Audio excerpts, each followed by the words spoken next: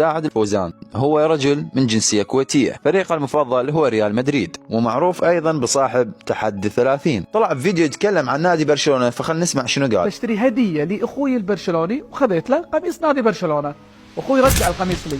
ليش؟ برشلونة يقدم واحدة من أسوأ مواسمه عبر التاريخ، فقررت أعرض هذا القميص للبيع.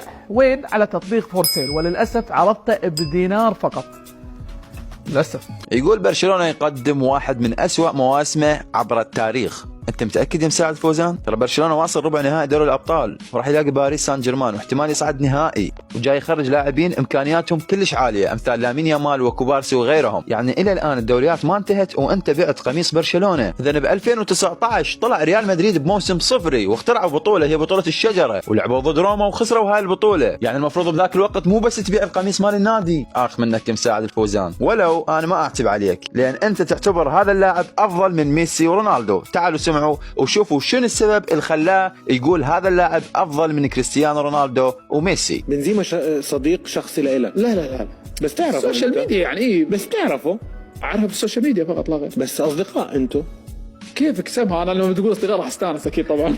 لا شفت انا راح شفت اي يعني هو يعمل منشن، يكتب لي ثانكس مثلا، جود لك توداي، ثانك يو براذر، يكتب لي اوكي. عشان هيك حكيت انه احسن من ميسي وكريستيانو. طبعا اكيد صديقي يعني.